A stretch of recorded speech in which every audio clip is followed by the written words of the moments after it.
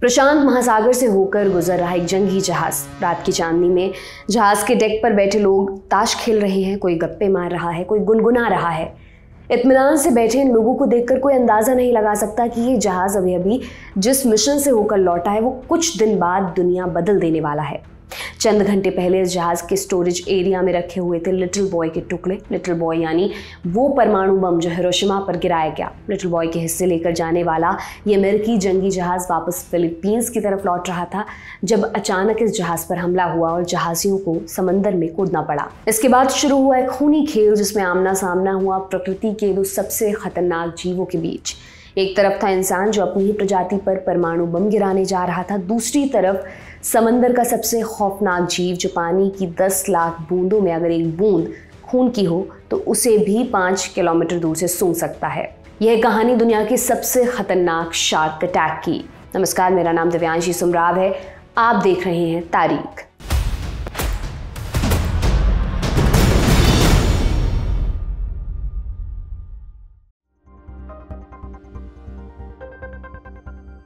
Oscar विजेता director Steven Spielberg की film Jos में एक सीन है। क्विंट नाम का किरदार कहानी सुनाता है। So 1100 men went into the water, 316 men come out and the sharks took the rest, but we delivered the bomb. यानी 1100 लोग पानी में गए, 300 लौटे, बाकी को शार्क ले गई, लेकिन हमने बॉम्ब पहुंचा दिया। 3 मारक वाक्यों में सुनाई गई ये कहानी थी USS इंडियानापोलिस नाम के अमेरिकी जंगी जहाज की। बात दूसरे विश्व युद्ध की हो रही है। पर्ल हार्बर पर जापान ने हमला किया और इसी के साथ विश्व युद्ध में एंट्री हुई अमेरिका की। अमेरिका जिसका लक्ष्य था जापान को घुटनों पर लाना। अमेरिका अपने जंगी बेड़े के साथ लड़ाई को जापान की सीमा पर लेकर गया। 6 साल चले युद्ध के बाद आया 1945 का साल। जर्मनी की हार हो चुकी थी लेकिन जापान अभी भी अड़ा हुआ था। लिहाजा अमेरिका ने जापान पर परमाणु बम गिराने का फैसला किया। परमाणु बम के हिस्से सबसे पहले मेनलैंड अमेरिका से टिनियन नाम के एक द्वीप पर ले जाए गए। टिनियन प्रशांत महासागर में बसा एक द्वीप है। ये 14 द्वीपों के एक समूह का हिस्सा है जिन्हें नदर्न मैरियाना आइलैंड्स के नाम से जाना जाता है और इन पर अमेरिका का कब्जा है।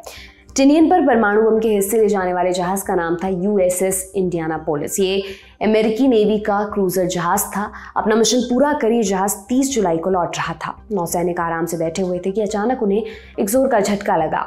उस समय जहाज की स्पीड लगभग 17 नॉटिकल माइल्स प्रति घंटे थी, यानी स्पीड अच्छी थी। लेकिन इसी दौरान जहाज एक जापानी सबमरीन की नज़र में आ गया।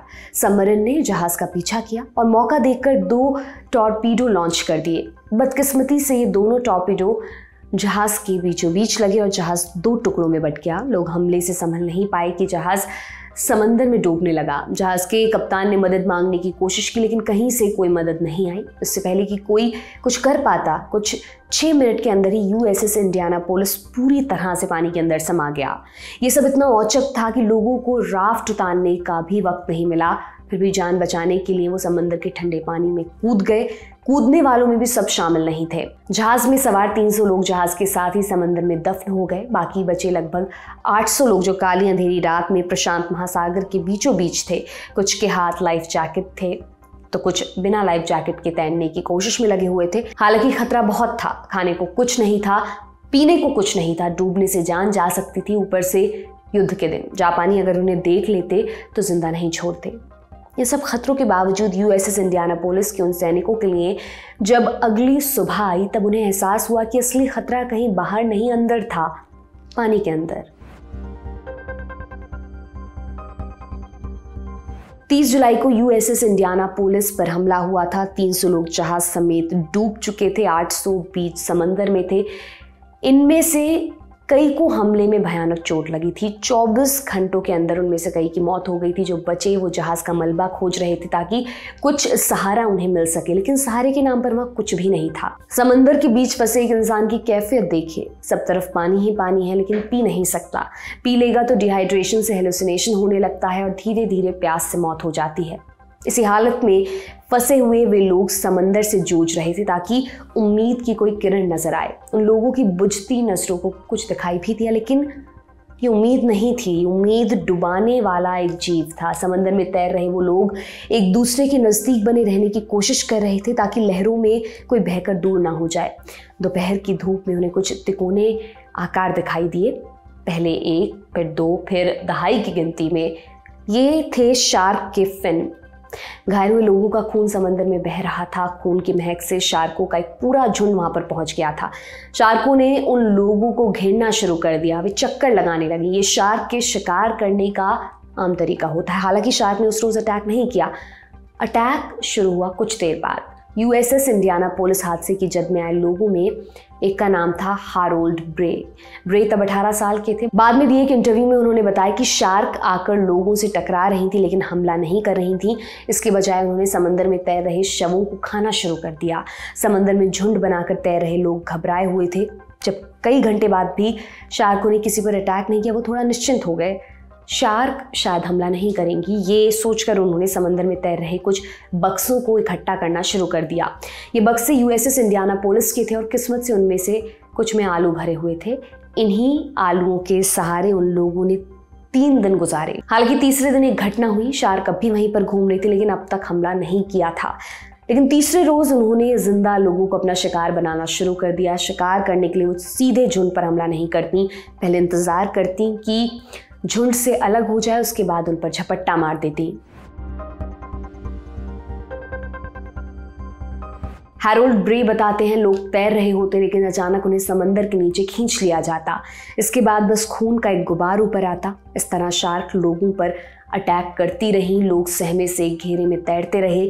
कुछ के पास लाइफ जैकेट थे, वे उन्हें बक्सों पर डालकर सुखा रहे थे और इस तरह बार बार इस्तेमाल कर रहे थे। 4 दिन तक हालांकि उन्हें पानी की एक बूंद नसीब नहीं हुई थी और चारों तरफ शार्कों ने डेरा जमाया हुआ था। उम्मीद बुझने को ही थी कि चौथे दिन उन्हें मदद की निशानी दिखाई दी।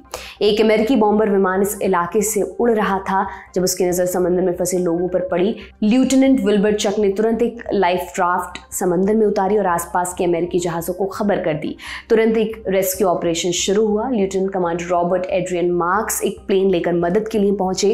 मार्क को आदेश मिला था कि समंदर में प्लेन ना उतारे, लेकिन मौके की नजाकत देखते हुए समंदर में प्लेन उतार दिया गया। उन्होंने 53 लोगों को एयरलिफ्ट कर सुरक्षित जगह पर पहुंचाया। प्लेन में जगह कम थी इसलिए कई लोगों को प्लेन के पंखों में पैराशूट की रस्सी से बांध कर ले जाया गया। इसके बाद आधी रात एक और अमेरिकी जंगी जहाज मौके पर पहुंचा। सरलाइट का इस्तेमाल कर जहाज ने बाकी बचे लोगों को समंदर से निकाला और सुरक्षित जगह पर पहुंचाया। जो बच गए उनकी किस्मत अच्छी थी, लेकिन ऐसे लोगों की संख्या बहुत कम थी। समंदर में उतरे 800 लोगों में अंत में सिर्फ 316 लोगों की जान बचाई जा सकी। बाकी लगभग 550 लोग भूख, प्यास या शार्क के हमले में मारे गए। जैसे पहले बताई, अमेरिकी नौसेना के इतिहास का सबसे बड़ा हादसा और शार्कों के अटैक की सबसे बड़ी घटना थी। इस मामले में अमेरिकी रक्षा विभाग और नौसेना से गलती हुई थी। जहाज हादसे के बाद कोई भी उनकी मदद के लिए नहीं आया। जहाज वक्त पर अपनी मंजिल पर नहीं पहुंचा, तब भी किसी ने कोई ध्यान नहीं दिया होता तो शायद सैकड़ों लोगों की जिंदगी बच सकती थी, लेकिन ऐसा नहीं हुआ। बाकायदा इस मामले को दबाने की कोशिश हुई। चूंकि इस घटना के कुछ दिन बाद जापान पर परमाणु बम गिराए जाने की योजना थी, लिहाजा इस घटना को अगले 2 हफ्तों तक छिपा कर रखा गया। 15 अगस्त 1945 के दिन ये खबर अमेरिकी जनता को दी गई। हालांकि तब तक युद्ध जीतने की खबर इतनी बड़ी हो चुकी थी, ये घटना दब कर रह गई। नौसेना ने इस घटना के लिए कप्तान चार्ल्स मैकवे को जिम्मेदार ठहराते हुए उनका कोर्ट मार्शल कर दिया।